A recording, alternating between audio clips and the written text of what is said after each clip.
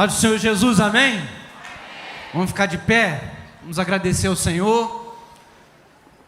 Último dia. Glória a Deus. Quantos têm sido abençoados aqui durante esses dias, amém? Antes de nós orarmos aqui, você pode cumprimentar essa pessoa bonita do seu lado? Vê se tem alguém bonito aí.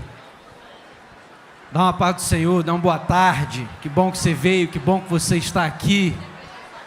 Tenho certeza que Deus ainda quer tratar conosco. Vamos orar ao Senhor.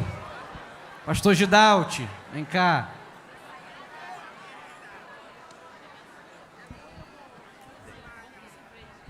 Glória a Deus. Vamos orar neste momento. Meu Deus e Pai, somos gratos a Ti pelo privilégio e a oportunidade de estarmos participando de mais uma Eslavec.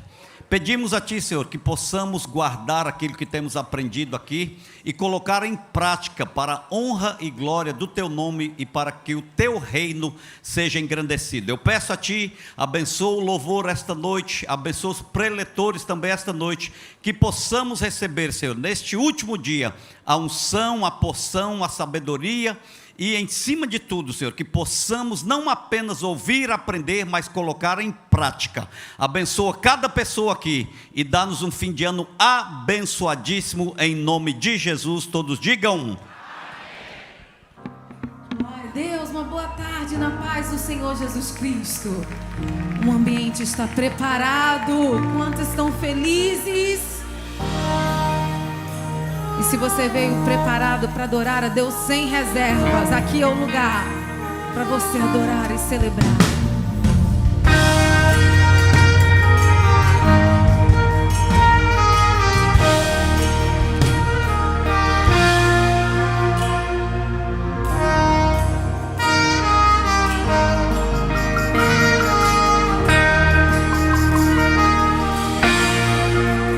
Nós estamos aqui tão sedentos de Ti, vem, ó Deus, vem, ó Deus, enche este lugar.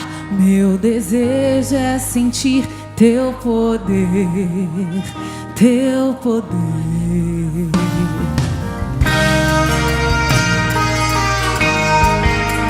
Queremos sentir o Teu poder, Senhor.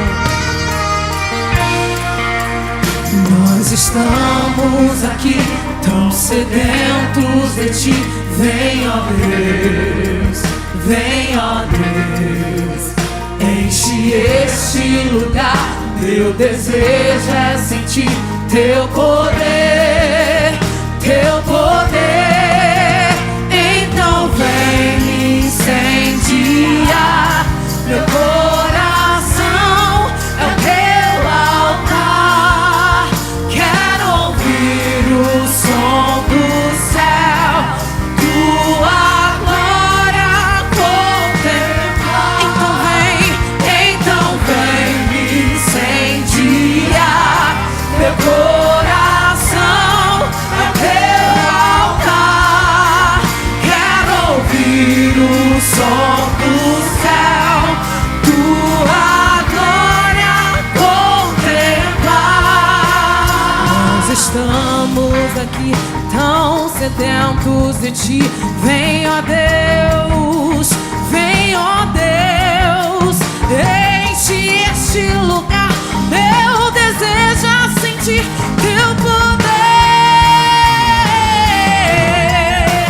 Então vem me incendiar, meu coração é o Teu altar. Eu quero ouvir o som do céu, Tua glória. Levanta a mão e declare isso.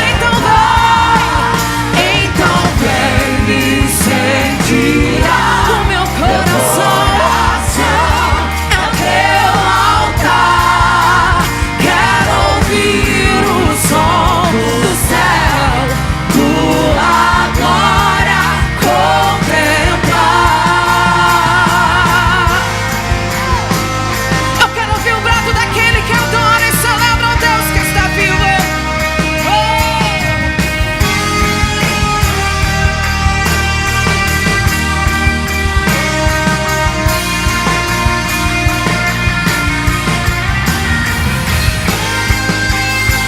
te adoramos, Jesus.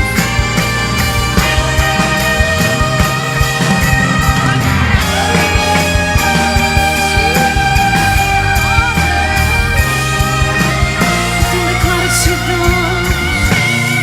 te damos honra, te damos glória. Declare: teu é o poder, para sempre, amém. Te damos honra a ti, te damos glória. Oh, oh, teu é o poder, para sempre.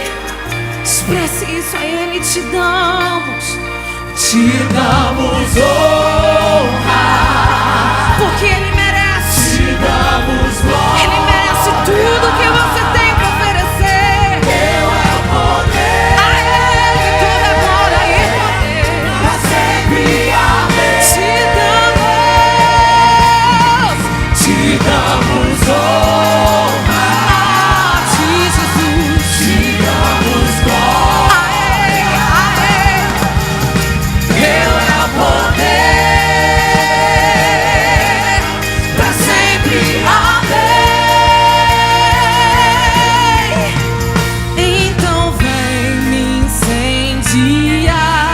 Meu coração é o teu altar. Quero ouvir o som do céu, tua glória correr. Então vem me incendiar.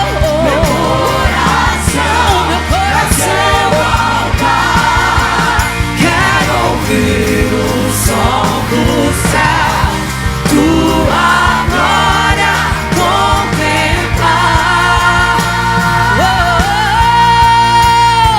Ele é o Senhor, tua verdade vai sempre reinar. Terra e céus, diga isso, glorificam seu santo nome. Ele é exaltado, o Rei exaltado, Ele é o Senhor. Ele é o Senhor. Tua verdade vai sempre reinar.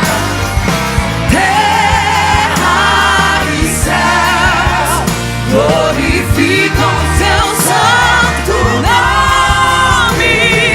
Ele é exaltado, o Rei exaltado. Você declare: Ele é o Senhor.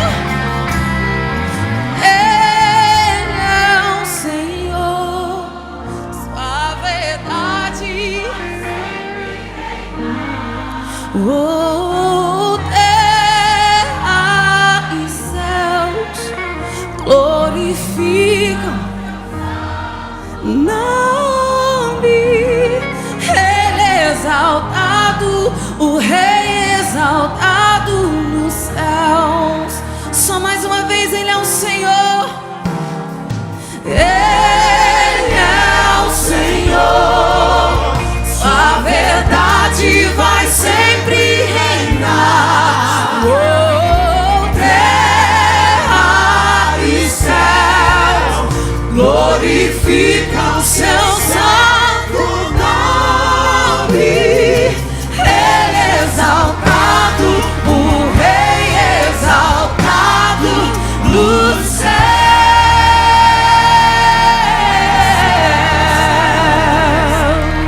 Aleluia, Jesus.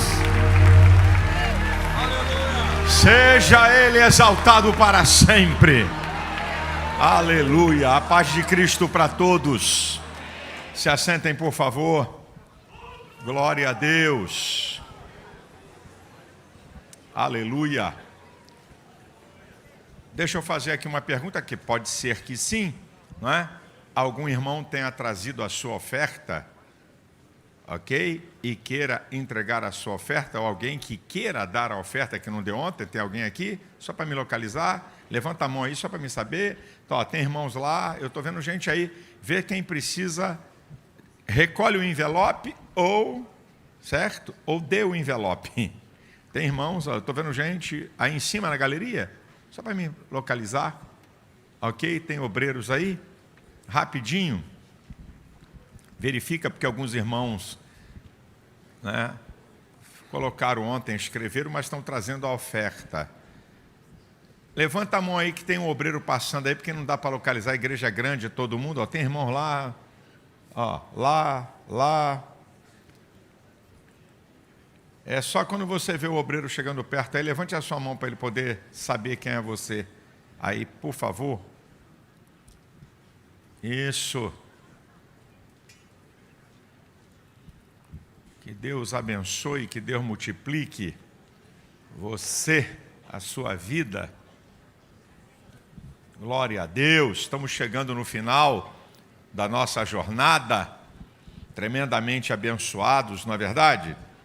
A palavra produz fé, produz santificação, produz conhecimento, produz prosperidade, blindagem contra o pecado, né? A importância da palavra de Deus, e por isso que o diabo tenta a todo custo tirar a palavra da tua vida e da igreja também. Não é só da tua vida não, até da igreja. O diabo trabalha para que a palavra de Deus não tenha, né, prioridade como ela precisa e deve ter. Só estou esperando aqui algum irmão. Tem alguém que está precisando de chegar um obreiro aí com a maquininha de cartão para dar uma oferta ou recolher? Se você já colocou a sua oferta, levante aí, por favor, porque alguém vai passar. Olha aqui, ó, vamos para a gente ir ganhando tempo. Eu disse ontem também, se membros da igreja, pode botar no gasofilácio, porque se você é dizimista da igreja e trouxe seu dízimo, pode botar, eles estão espalhados aí onde vocês sabem. Você pode colocar sem precisar, a gente dá aqui sempre aquela... Tem irmãos lá atrás, ó, com o envelope na mão, ó, lá atrás.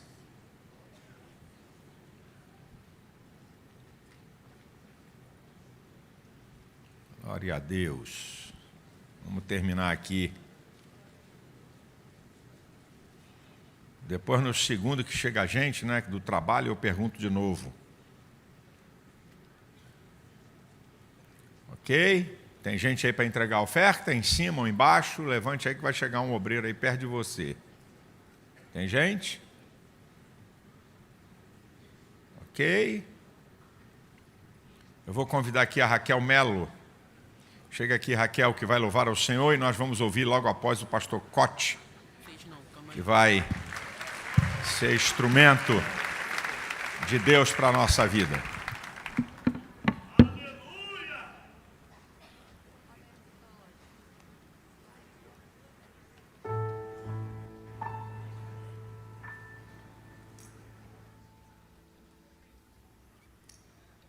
A paz de Cristo.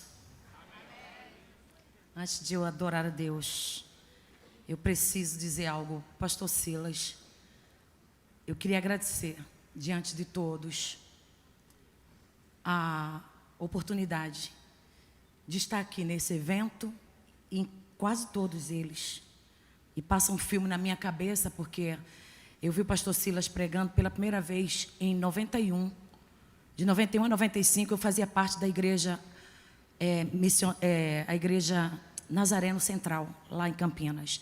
E o pastor costumava ir. E quando ele ia, o fogo já pegava naquela época. Era fogo, o menino já chegava com tudo. Era magrinho, aquela coisa. Eu falei, quem que é esse homem? Sei que passou o tempo e um dia eu estava sentado na poltrona da minha casa com meu esposo. E eu disse assim, puxa, como eu queria um dia estar nesse ministério com esse pastor. Aí, pastor Silmar estava na igreja, e falou assim, Raquel, você está em que gravadora? Eu falei, não estou com gravadora não. Aí ele falou, por que tu não vai para a gravadora do Silas? Fica como se fosse fácil, né? Pastor Silas, eu quero entrar na gravadora. Não é assim. Aí ele falou assim, e ontem foi falado que os nossos sonhos passam por pessoas. E daí o pastor Silmar apenas falou assim, era rádio na época, e ele falou assim, ô Silas, era rádio, eu escutei tudo. Ele falou, ô Silas, a Raquel Melo, você conhece, está sem gravadora? Tu não quer ter ela na gravadora? Manda ela ir lá. E eu fui, estou aqui até hoje.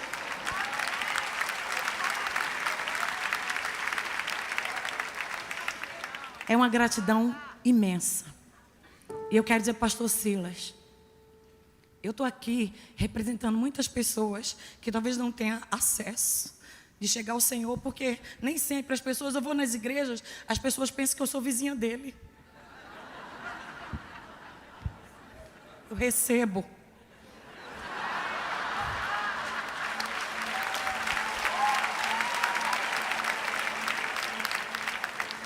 Aí alguns mandam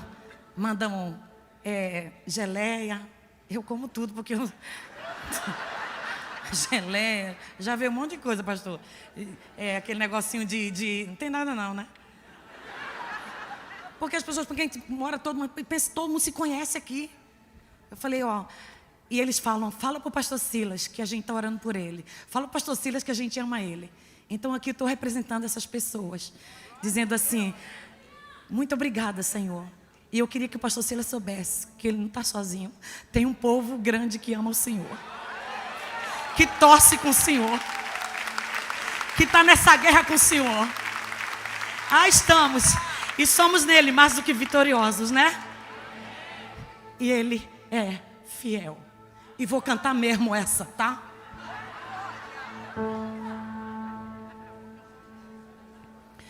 Tu és fiel, Senhor,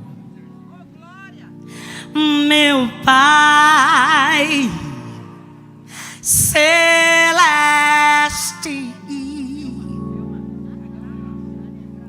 pleno poder aos teus filhos darás. Eita, Kézia, eu te amo. Nunca mudaste, tu nunca faltaste, tal como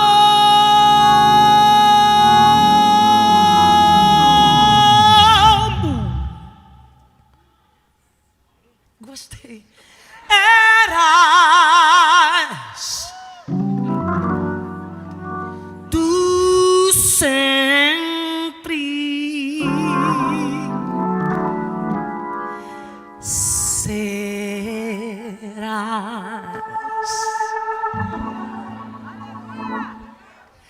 Tu és fiel, Senhor.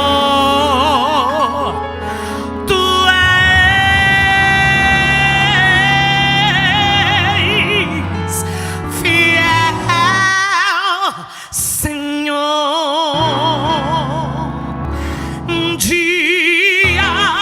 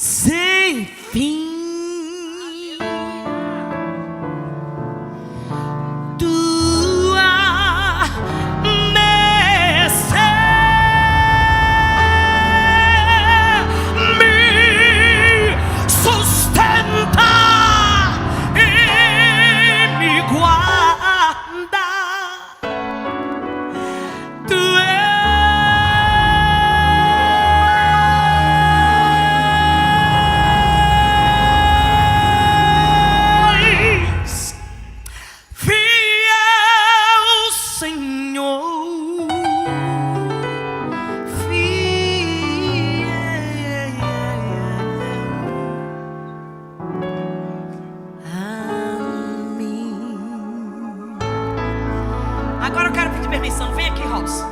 Eu tô louca pra fazer um dueto contigo. Vem, sobe, corre, corre. É rápido aqui, senão o pastor manda a gente descer. Vai logo, vai.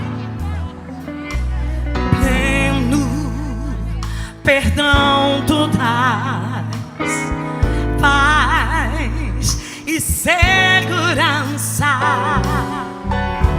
Cada momento me guias, Senhor, e no ouvido que doce esperança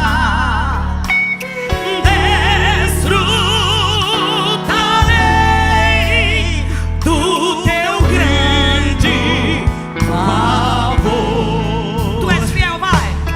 Tu és fiel, Senhor. Tu és fiel, Senhor. Tu és fiel, Senhor.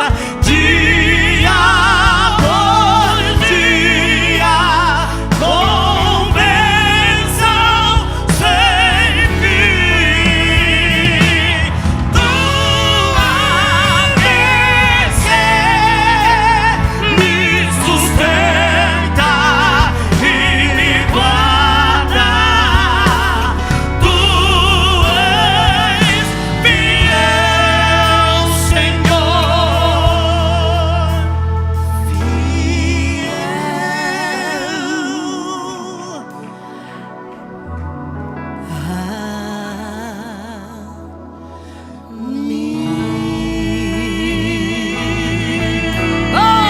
Vem o Salas. Ele é fiel. Você tem prova disso aqui. Ele tem sido fiel na sua vida. Quantas bênçãos já passaram na sua casa, na sua família, e ele tem sido fiel. Oh! Te adoramos, Senhor.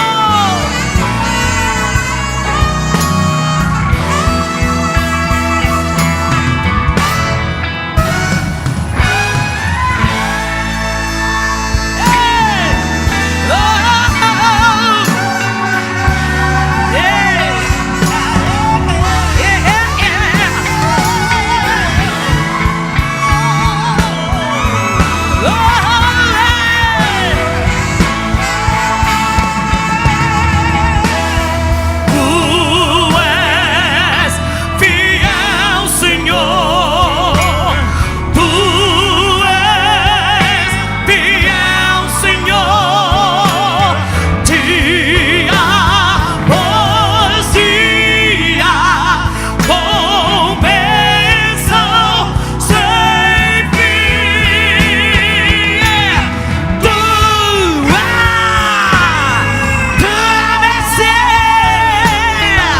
me sustenta e me guarda, Tu és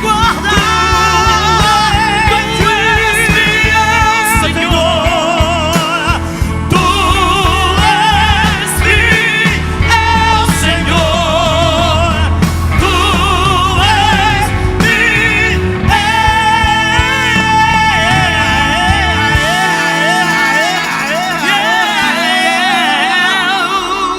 Tu és fiel, Senhor. Tu és fiel, Senhor. Tu és fiel. Tu és fiel.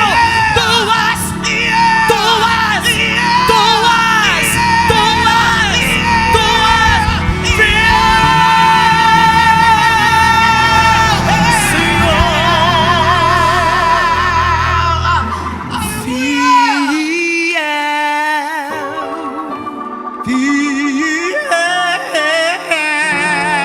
Agora vamos juntos dizer amém.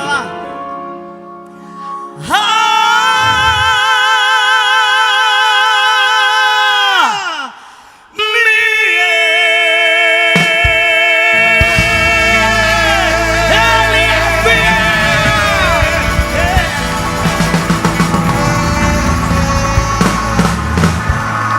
Aleluia!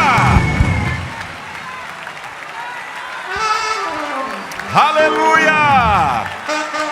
Aleluia! Ele é fiel! Glória a Deus, glória a Deus, glória a Deus. Aleluia. Tome seu lugar, pastor Cote, vamos recebê-lo com aplauso.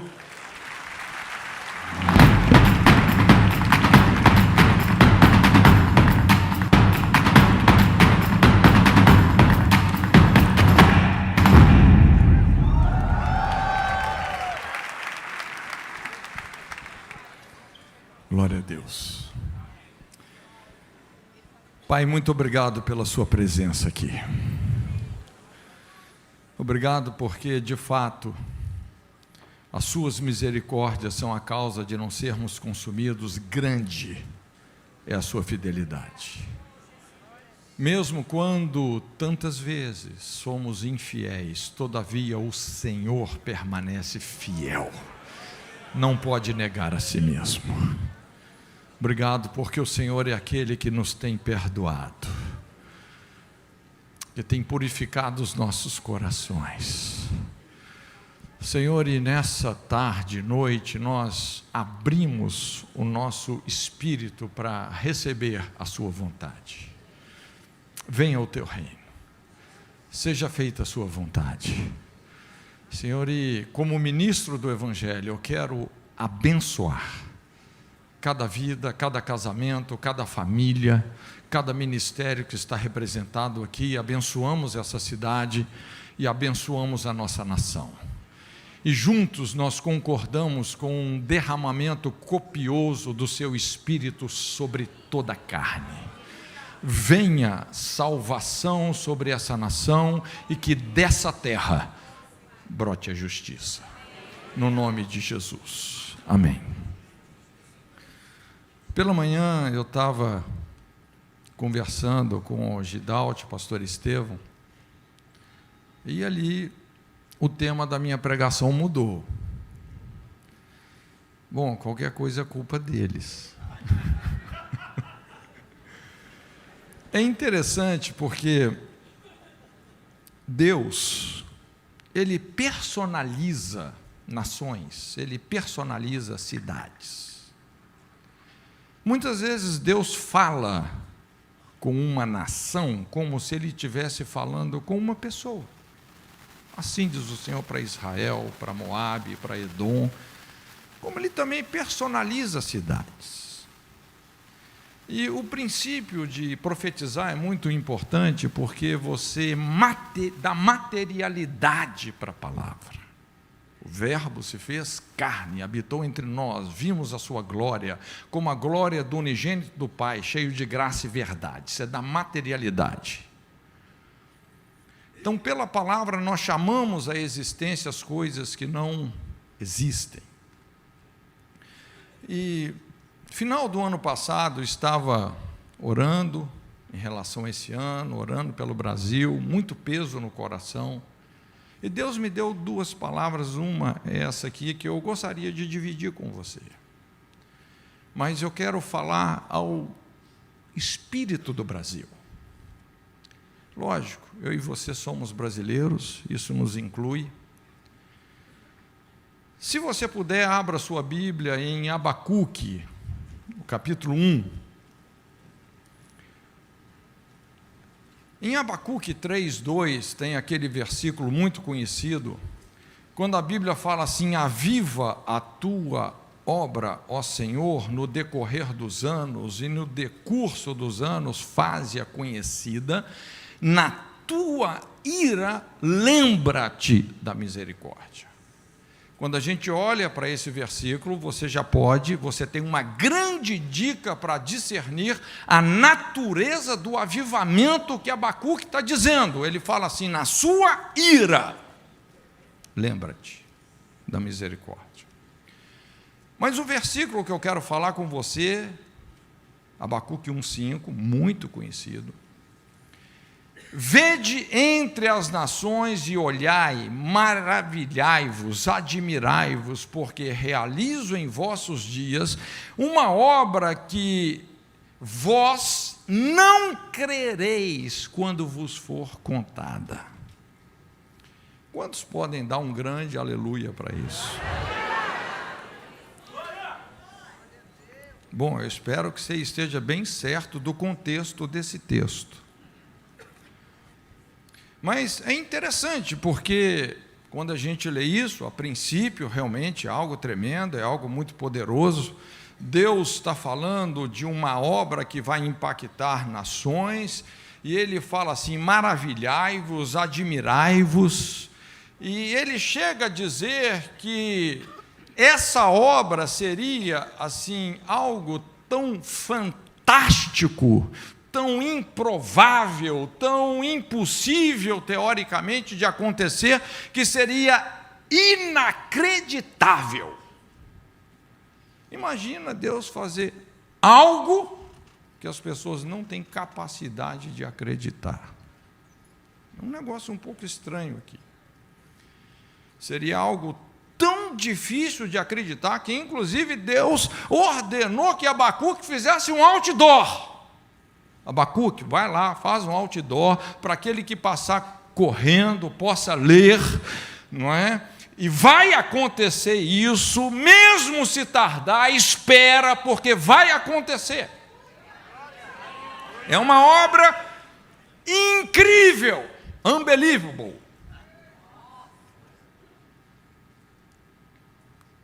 O que Deus realizaria que, quando alguém fosse nos contar, nós seríamos incapazes de acreditar ou imaginar que tal coisa pudesse estar acontecendo? Que tipo de obra, milagre, sei lá, promessa, intervenção divina o profeta está se referindo aqui? Eu sei que, à primeira vista, tudo isso parece muito desejável, mas quando nós vamos mergulhando no contexto do que Deus está falando, é algo estarrecedor. Quando a gente estuda um pouco da história de Israel, talvez Mateus foi o escritor bíblico que mais conseguiu sintetizar a história de Israel. Mateus 1,17, ele fala assim: de Abraão a Davi, 14 gerações, de Davi a deportação para a Babilônia, 14 gerações, da deportação de Babilônia até o Cristo, 14 gerações. O que é de Abraão a Davi? Foi o tempo que Deus levou para construir uma nação. Davi foi o apogeu da glória de Israel. E depois de Davi entrou um processo de muita decadência. Esse processo foi se arrastando por 14 gerações e, infelizmente, culminou num dos maiores castigos que a nação de Israel passou. Primeiro, as 10 tribos ao norte foram para a Síria, e era uma situação tão deplorável que Deus manifesta o seu desespero dizendo: busquei alguém que estivesse na brecha e a ninguém achei. Por conta disso, essas 10 tribos nunca mais retornaram, as famosas 10 tribos perdidas da casa de Israel, e Benjamim e Judá foram para a Babilônia, e ali um castigo determinado, 70 anos de castigo. Então essa foi a resposta que Deus deu à oração desesperada de Abacuque. O contexto é esse, gente, o contexto foi esse cativeiro. Olha só, Abacuque 1, de 1 a 4, sentença revelada ao profeta Abacuque: até quando, Senhor, clamarei eu e tu não me escutarás, gritar-te-ei violência, não salvarás, porque me mostras a iniquidade, me fazes ver a opressão, pois a destruição e a violência estão diante de mim, há contendas, litígio suscita, por essa causa a lei se afrouxa, a justiça nunca se manifesta, porque o perverso cerca o justo e a justiça é torcida. Vamos entender aqui o quadro. A gente observa aqui um desespero profético, um desfalecimento da fé, quando parece não haver mais perspectiva de mudança. Eu, honestamente, assim, é difícil acreditar numa mudança do Brasil, uma mudança na política brasileira. Uma coisa complicada. A gente vê aí nesse texto também um contexto de opressão, destruição, violência, uma degeneração social, afrouxamento da lei, a corrupção do legislativo, impunidade, uma vitimização disfarçada de amor, o conceito de pecado sendo substituído pelo conceito de fraqueza. Em muitos meios, em muitos círculos, as pessoas não falam assim, não chamam mais o pecado de pecado. Não, pastor, que eu tenho uma fraqueza, eu vejo uma mulher e eu adultero. É minha fraqueza. A justiça nunca é feita e sai de cena, tanta insegurança, tanta morosidade. O perverso inibe a ação do justo. Hoje a gente tem esse traquejo do politicamente correto, uma discriminação em nome do preconceito. E aqui o pior desse texto é quando a corrupção chega no judiciário e fala assim: a justiça é torcida. O cálice da corrupção sempre transborda pelo judiciário. Quando o judiciário começa a mercadejar sentenças, honestamente, resta apenas a justiça divina. E eu vou te falar, o tempo quando as uvas serão pisadas no lagar está chegando. E de repente, o que a gente observa é essa síndrome de Asaf. Você se lembra aquele drama de Asaf, ele vendo o ímpio prosperar, o cara rouba, o cara torce a justiça, o cara ganha tudo no suborno, e está dando risada, parece ser muito feliz, e Asaf entra numa crise terrível, até que ele entra na casa do Senhor. E ali ele fala: Senhor, uma coisa é o destino do ímpio, outra coisa é o destino do justo. E é nesse contexto que Abacuque então ora por um avivamento. Mas esse não seria um avivamento qualquer, você precisa de entender. Seria cirúrgico. Essa foi a abordagem de Oséias, um dos outros profetas que também orbitaram em torno de toda essa situação do cativeiro, do castigo de Israel. E talvez é um texto que todos nós conhecemos, que Deus fere e depois Ele sara, Ele quebra e depois conserta. Quando a gente olha para esse texto lá em Oséias, nós temos exatamente o conceito de uma cirurgia. Seria uma abordagem cirúrgica. Veja bem que existem feridas, que elas são superficiais. Existem feridas que são internalizadas. Quando você pensa, por exemplo, numa pessoa que está com 3, 4 válvulas do coração entupidas, olha, você só pode ter acesso a isso através de uma abordagem cirúrgica. E cirurgia é trauma. Cirurgia envolve uma ferida traumática, mas é uma ferida inteligente, é uma ferida que trata da ferida.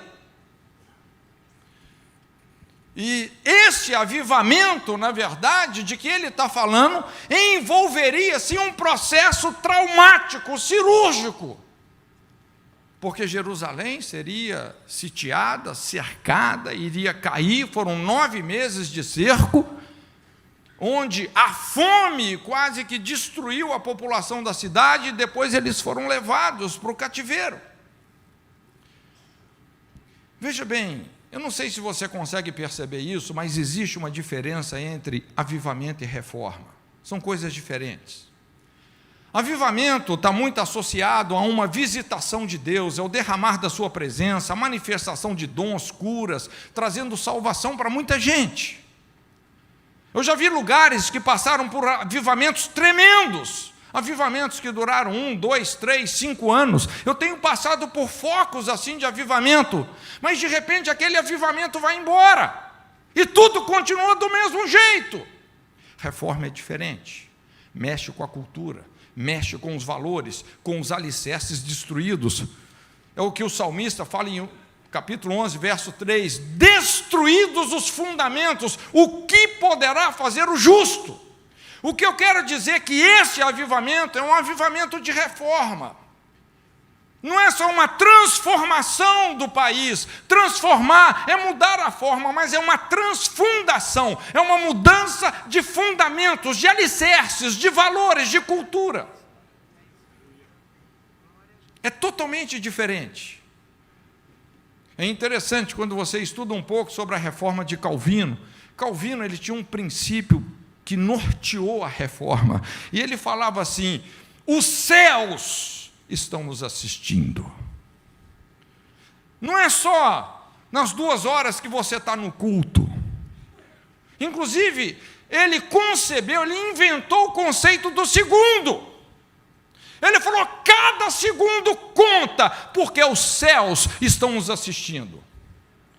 Ele resgatou esse princípio que toda profissão é sagrada, toda profissão, quando exercida para a glória de Deus, é sagrado. Não tem essa coisa de sagrado e secular. Se você exerce a sua profissão para a glória de Deus, é sagrado, avodar. Nós vamos adorar a Deus com o nosso serviço. Então, os reformistas, se o cara era um construtor de móveis, o que ele ia fazer? Ele ia fazer o melhor móvel, ele ia cuidar até do fundo da cadeira, porque ele estava fazendo para Deus. E é isso que revolucionou, principalmente esses países onde a reforma aconteceu. Eu vou te falar, nós vislumbramos a possibilidade de uma primeira reforma aqui na América Latina. Eu creio que a igreja brasileira tem chance de experimentar uma reforma como a Suíça, como a Alemanha experimentou. Quem tem ouvidos para ouvir, ouça. Mas veja bem que era um quadro, o quadro que Abacuque estava enfrentando era muito complicado. E a resposta chega. É quando Deus fala: olha, Abacuque, eu vou fazer uma obra que ninguém vai acreditar. Ninguém vai acreditar. Mas ia ser uma coisa cirúrgica, traumática, difícil. Só as pessoas que veem o pecado com os olhos de Deus podem entender de fato esse texto. O que está em pauta aqui é uma forte intervenção através de um juízo que surpreenderia a todos. E de fato, realmente isso se cumpriu. Quando a nação foi levada. Então, Abacuque, ele experimentou 2 desafios proféticos, que é o que eu quero compartilhar com você. 2 desafios. O primeiro grande desafio de Abacuque foi fazer o povo acreditar no juízo de Deus. E esse juízo de Deus cortou tão fundo, sacudiu com tanta força os alicerces da nação, que depois ele tinha um outro desafio, que é fazer o povo acreditar na restauração. Eu não sei qual que foi mais difícil. Ajudar o povo a acreditar no juízo, na correção de Deus, porque Deus é um pai que não abre mão de nos corrigir, e depois acreditar na restauração. Então esse foi o primeiro desafio, fazer o povo acreditar no juízo. Deixa eu pontuar algumas coisas aqui. A Bíblia fala que quando a iniquidade se multiplica, o amor de muitos se esfria, o coração endurece. Irmãos, eu não preciso falar para você que nós estamos no meio de uma guerra cultural, onde uma destruição de valores que ameaçam a civilização humana estão em pauta. Corrupção moral, sexual, social, a perda dos vínculos familiares, a erotização infantil, identidade social e não biológica, vitimismo. Olha, normalmente o pecado traz não apenas uma dinâmica de escravidão, como também um processo de insensibilidade moral, dureza de coração, cauterização da consciência. Isso torna ainda mais difícil, radical, desafiante o ofício profético. Uma maldade generalizada. Segunda coisa aqui, é que nós não somos treinados a crer no juízo, na correção de Deus. Na verdade, nós temos uma forte tendência para a incredulidade, quando a questão é o juízo de Deus. Olha, nós somos muito bem treinados para crer em milagres, para crer na graça, para crer em curas, para crer nas bênçãos, as respostas para as nossas necessidades, desejos, interesses. Nós somos treinados para isso. E olha, isso é muito bom, não estou falando nada contra essas coisas, não. Mas onde é que a nossa fé mais fracassa? Nós não somos ensinados a confiar no caráter de Deus e entender o seu coração quando ele precisa corrigir os desvios absurdos de uma sociedade. Você já viu pessoas que falam, olha, eu jamais imaginei que isso pudesse acontecer comigo. Terceira coisa, Deus não está nesse negócio de te fazer feliz. Deus quer fazer você crescer. Chega desse triunfalismo ilusório. Honestamente, gente, não tem que ser culto da bênção, mas é culto da obediência. Porque se diligentemente ouvirdes a minha voz e obedecer os meus mandamentos, observar os meus estatutos, essas bênçãos vos seguirão. Não é você correr atrás de bênção. Você tem que correr atrás da obediência e a bênção vai te perseguir e vai te alcançar. Você não escapa dela. Não escapa. A vitória em Cristo só se dá quando nós somos derrotados pelo Espírito Santo. Se você não for vencido pelo Espírito Santo, meu querido, não tem vitória. Isso é um paradoxo, é uma verdade escondida numa contradição aparente. Muitos aqui estão numa queda de braço com o Espírito Santo há muito tempo. Adivinha no final, quem vai ganhar e quem vai perder? Perde logo.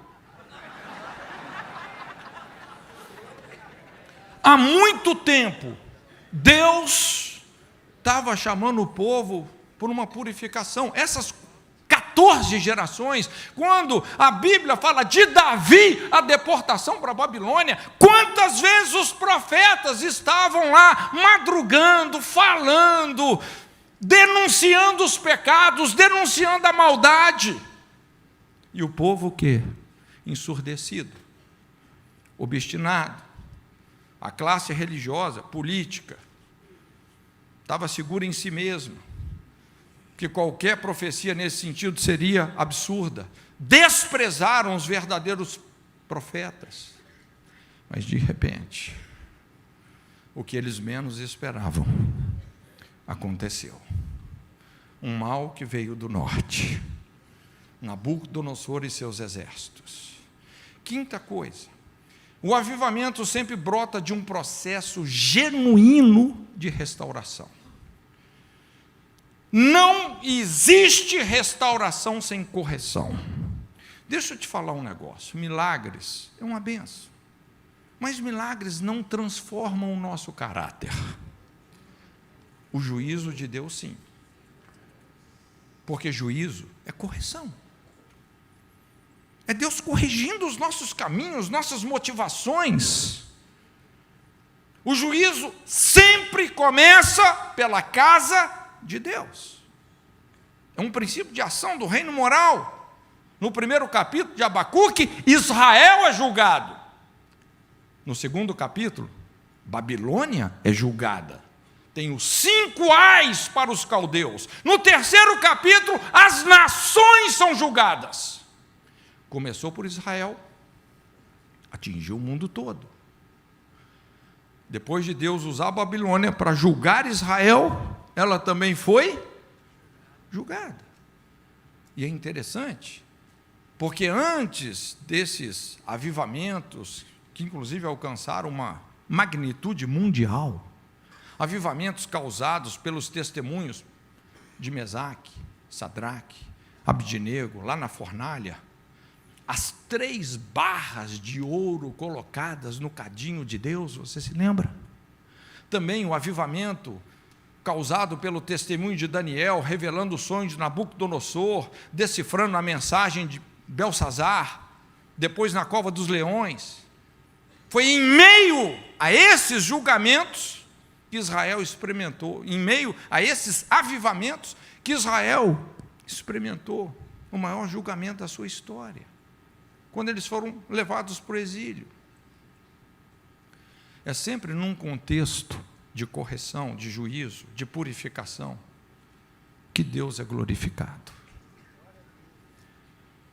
Sexta coisa, o juízo tarda, mas ele não falha, como disse Abacuque, pois a visão é ainda para o tempo determinado, se apressará até o fim, ainda que demore, espera, certamente virá, não tardará. Irmãos, veja bem, Deus não brinca com o pecado. O primeiro tipo de incredulidade que Deus precisa de quebrar nas nossas vidas é em relação ao seu juízo. Às vezes aquela visão otimista, romântica, da nossa passividade religiosa, que nos torna insensíveis ao pecado, isso precisa de cair por terra. Nós temos que ganhar sensibilidade espiritual. E aqui vem a hora do juízo. Ninguém acreditava que Jerusalém fosse entregue aos inimigos e levadas para a terra da confusão Babilônia. Ninguém acreditava, gente. Ninguém. Quando Jeremias profetizava contra Jerusalém, isso era interpretado pelos líderes da nação como sacrilégio, um terrível absurdo. Mas simplesmente para surpresa de todos, foi o que aconteceu. Então, poucos homens como Oséias, Jeremias, Abacuque, Ezequiel acreditaram nessa obra. Admirável, incrível. O povo inteiro estava enganado. Os líderes da nação estavam distraídos. Os sacerdotes estavam errados. É terrível a gente achar que Deus está conosco de uma forma quando Ele está de outra. Mas o processo para Deus mudar determinadas convicções erradas que nós temos é doloroso, mas é necessário. Envolve muitas desilusões. E o problema, como aconteceu, é que algumas desilusões matam não apenas as falsas convicções, mas também as verdadeiras. Mesmo após o tempo prescrito lá para o cativeiro terminar, você pode observar, os exilados permaneciam ainda lá na inércia causada por tanta decepção e sofrimento. Já tinha passado os 70 anos. Os caras estavam lá, ninguém acreditava mais que pudesse haver uma outra glória que foi maior do que a primeira. E é aqui que muita gente desiste. E aqui vem o segundo desafio profético. Esse foi o primeiro. Acreditar no juízo, na correção. Já viu quando seu pai vai te falando, meu filho, para de fazer isso. Meu filho, não faz não. Olha, meu filho, puxa vida, não insiste. Porque daqui a pouco você vai para o castigo. Então vem o segundo desafio, levar o povo a acreditar na restauração. De fato, uma restauração parecia impossível. Agora os profetas tinham esse desafio. Basta você ler Neemias, Ageu, Zacarias, para você entender o esforço que foi necessário ser empreendido para restaurar a fé daquelas pessoas abatidas por uma correção tão severa. Então, deixa eu pontuar algumas lições sobre o juízo divino. É muito importante que às vezes a gente confunde juízo com condenação. Não confunda isso, tá? A palavra que mais expressa na Bíblia um alinhamento é essa palavra, juízo, que significa retidão, correção, é um alinhamento. Então, primeira coisa, o juízo de Deus é sempre ruim para alguns, bom para outros, por incrível que pareça. Lembra o cântico de Ana? Divide a sociedade, oxigena os injustiçados, mas abala, pune os injustos. Olha, eu vou te falar, tem muita gente aliviada com a mudança do governo no Brasil, mas tem gente aí tremendo de medo. Tem gente aí apavorada. Segunda coisa, normalmente, o juízo alcança mais, surpreende mais aqueles que menos acreditam nele, que mais desprezam. Gente, quem diria em 2012 que o Lula seria preso? Que o dono da Odebrecht seria preso? Que governadores e prefeitos seriam presos? Que Eike Batista seria preso?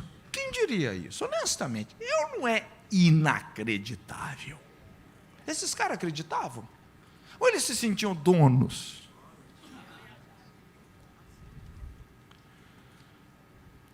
Terceira coisa, tudo que vem de Deus é bom. Até o seu juízo, principalmente o seu juízo, o seu castigo. Aliás, a palavra castigar são 2 vocábulos, que é purificar pelo sofrimento. Lembra daquele versículo? Quem não vem pelo amor, vem pela dor? Não, não é versículo, né? Mas é um princípio, não é? A nossa percepção do juízo de Deus normalmente é equivocada. O problema é que ninguém gosta de ser corrigido, nem eu, nem você. Mas a necessidade de correção nos cega, muitas vezes, para a importância da correção.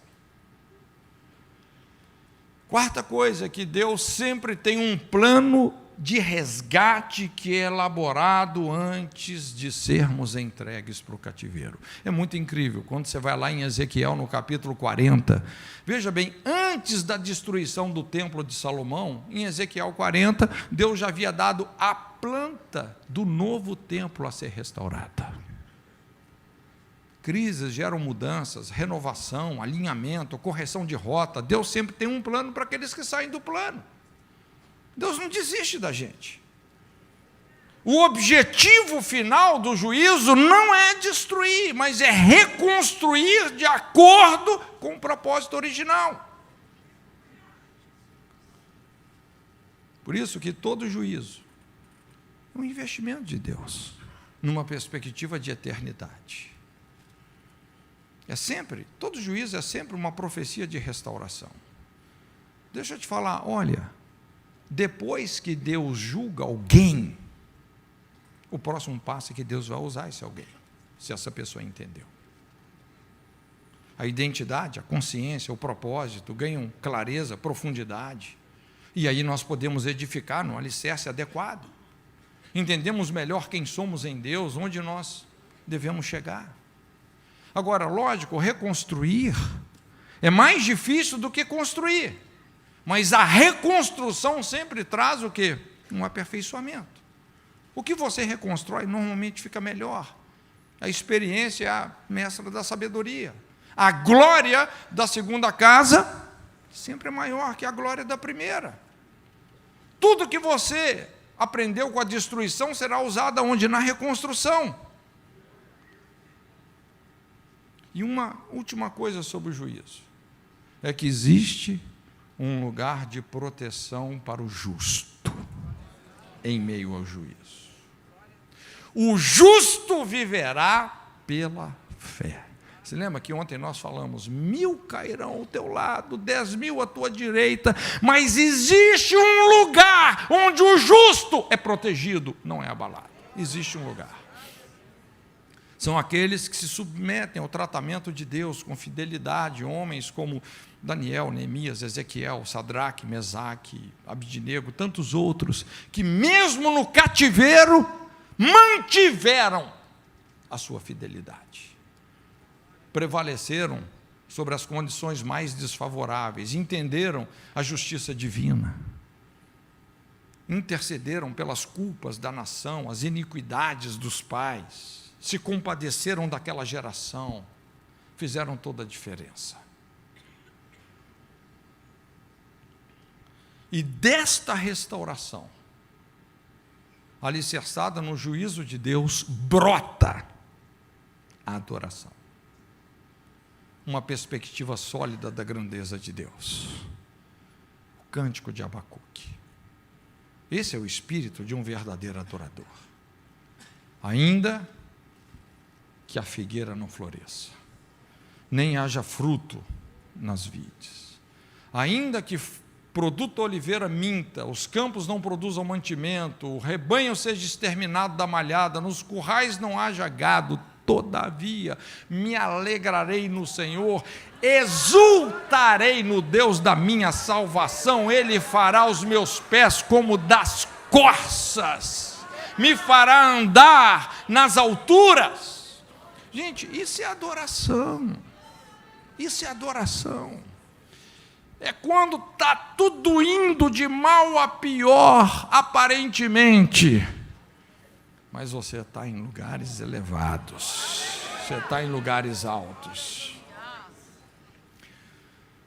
O livro de Abacuque começa com uma interrogação e termina com uma exclamação.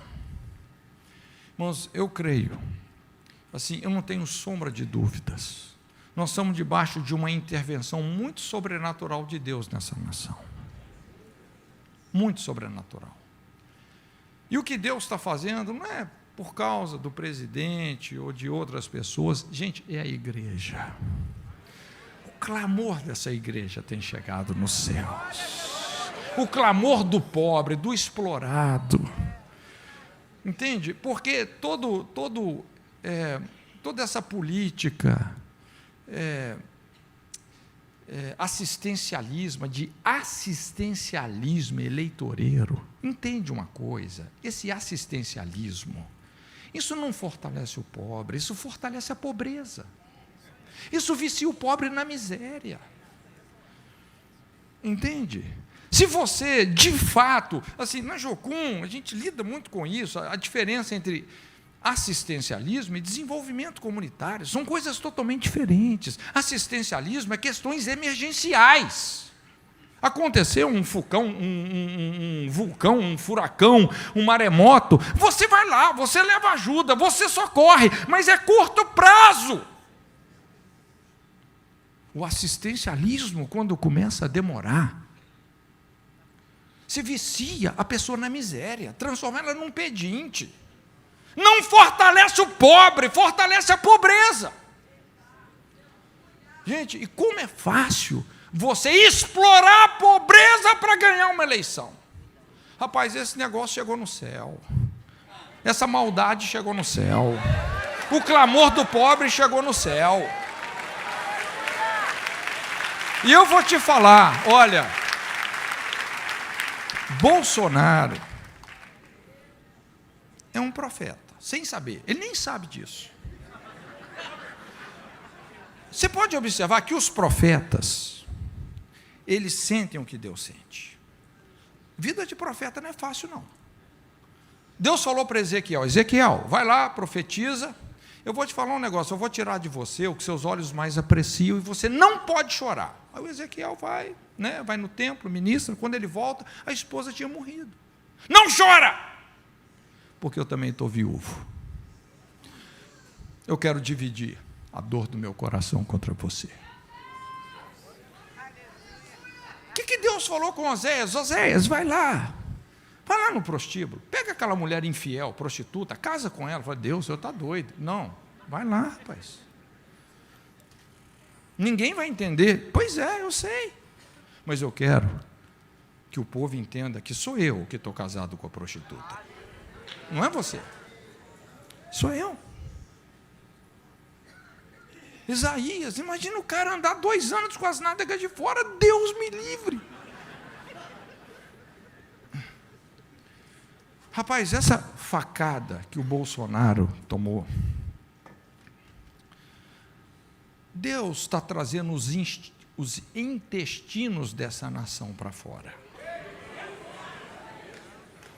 Ninguém ganha uma guerra contra a verdade. E a verdade está aparecendo.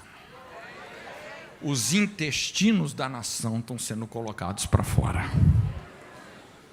É o que eu falei, ele está sendo um profeta e não sabe. Literalmente, Deus é o princípio do Messias, é o princípio de morte e ressurreição. Ele é só um homem, mas ungido. É a unção de Deus. Mas a unção tem o seu preço. Por isso que uns são e outros não.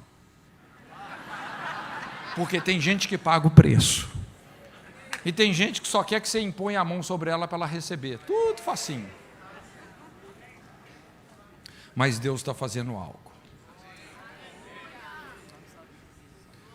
Malaquias fala assim, sobre esse avivamento: quem suportará o dia da sua vinda? Quem subsistirá quando ele aparecer?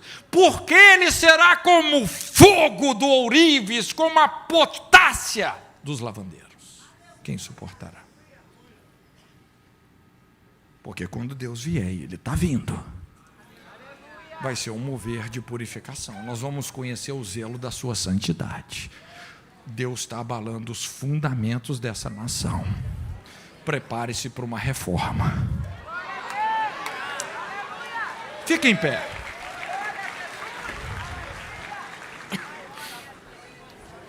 Vamos levantar um clamor pelo Brasil. Amém. Gostaria que você pudesse concordar com a minha oração, para que a minha oração seja a oração de todos. Depois eu quero pedir que o pastor Silas é um exemplo de profeta. Eu sempre falo, o Silas é uma voz. Quando eu falo desses profetas aqui, eu lembro muito do Silas. É uma das poucas vozes que clamam no deserto. Porque é mais fácil. É mais fácil você realmente não demonstrar aversão àquilo que Deus tem aversão. Hoje é impressionante, é fácil a gente ser uma igreja amiga do mundo e inimiga de Deus. É muito facinho, né? Mas vamos levantar um clamor. Pai, a sua palavra fala: se o meu povo, que se chama pelo meu nome, se humilhar, orar, se converter dos seus maus caminhos, buscar a minha face, eu ouvirei dos céus, perdoarei os seus pecados e sararei a sua terra. Como igreja aqui reunida, com uma só voz, com um só coração, nós te invocamos, Senhor, venha sobre essa nação, corrige-nos e seremos corrigidos. Na sua ira, lembra-te, Senhor, da misericórdia. Senhor, nós queremos dizer que nós não somos melhor do que ninguém. Por isso nós nos identificamos com os pecados dessa nação, os pecados da igreja brasileira, os pecados da política brasileira. Nós te pedimos perdão por toda corrupção, por toda maldade, por toda idolatria, por todo roubo, por toda imoralidade, por toda destruição familiar. Senhor, perdoa toda feitiçaria, toda idolatria. Que o Senhor tenha misericórdia, Senhor. Tenha misericórdia. Abala nessa nação as coisas que são abaláveis, para que as eternas se estabeleçam. Continua, Senhor, levantando a sua igreja como coluna e firmeza da verdade, um exército com bandeiras que marcha a sua causa, que não se intimida. Senhor, que a sua fidelidade seja refletida pela sua igreja nessa geração corrompida, perversa. Ajuda-nos a brilhar como astros. Que a sua luz se manifeste. Que a igreja brasileira encontre o seu destino nas nações. Abala as nações através da igreja brasileira. Queremos dizer sim e amém para toda a sua vontade. No nome de Jesus. Deus te abençoe.